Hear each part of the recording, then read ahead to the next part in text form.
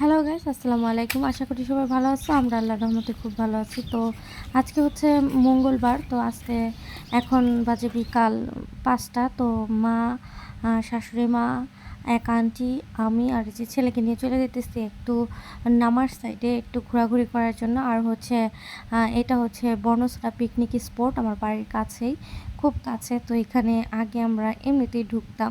তা এখন টিকিট হচ্ছে একজনের ১২০০ টাকা করে টিকিট একজন মানুষ ঢুকতে গেলে। তো অনেক টিকিটের দাম বাড়ায় ফেলছে। আগে ৫০ টাকা ছিল, তারপর এক্সট্রা ১০০ টাকা, তারপর হচ্ছে কি এখন ১২০০ টাকা।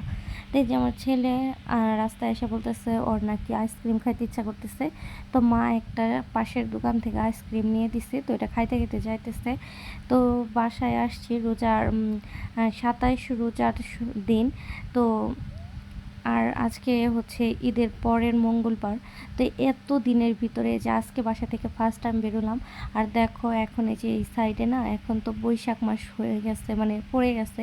তো চারিদিকে শুধু ধানের গন্ধ আর গন্ধ। আর দেখো ওই সামনে ধান কাটা হয়েছে, তো এখানেই করা হইতেছে। আর দেখো যে আমার ছেলে আইসক্রিম খাইতে খাইতে আইসক্রিমটা না খুলে পড়ে যাইতেছে, মানে যে গরম আইসক্রিম পড়ে যেতেছে গলে গলে।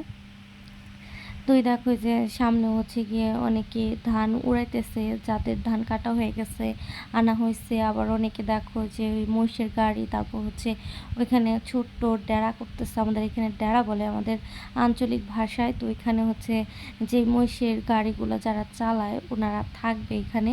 আর সাইডে দেখো মশারি টানানো হচ্ছে মহিষের জন্য, যাতে মশায় না কামড়ায়। তো এই যে দেখো এখন আমরা দেখতেছি আর খুব ভালো লাগতেছে।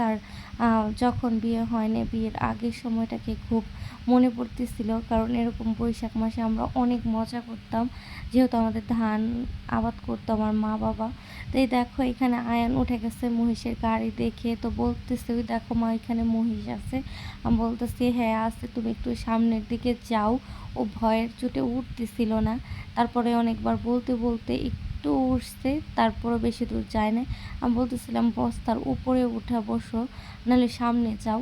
আগে নেই মহিষের গাড়িতে উঠে ওই যে পিছনের সাইডে বসে উঁচা নুচা খেলতাম, অনেকজন বসতাম। তো তারপর উঁচা নিচে হইতে তো এরকম করে খেলতাম। তো এই কথাগুলো ওই এইগুলো বারবার চোখের সামনে ভাসতেছিল। আর ছেলে বলতেছে মা আমি পানি খাবো।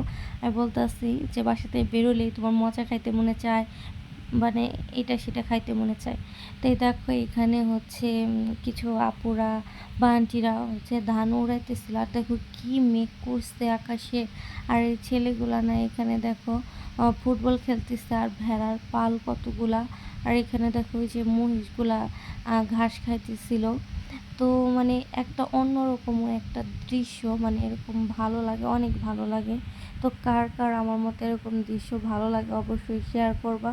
আর ওইতে দেখো এখানে ঘর টর বানানো হইতেছে, আমি ঘুরে ঘুরে সবটা ভিডিও করতেছিলাম যাতে তোমাদের সাথে একটু শেয়ার করতে পারি, যেহেতু অনেক দিন ধরে কোনো ভিডিও দেওয়া হইতেছে না।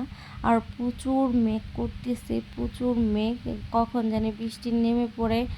কোথাও মনে হইতেছে বৃষ্টি নামতেছে, আর বাতাস সেই রকম বাতাস। আর ছেলেরা দেখো মনের আনন্দে খেলতেছে, দেখো কি সুন্দর ধান উড়াইতেছে, এই দৃশ্যটা আমার কাছে খুব ভালো লাগে। তো মা আর ছেলে গেছে ওই রাস্তার ওই সাইডে, ওইখানে আমার এক নানা ধান নিয়ে আসছে, ওইখানে ওনার ফ্যামিলি সহ এই যে ধান উড়াইতেছে, শুকাইতেছে। তো বৃষ্টি নেমে যাবে, তো এখন বাসায় চলে যাব। তো ভিডিওটা কেমন লাগলো অবশ্যই কমেন্ট করে জানাবা।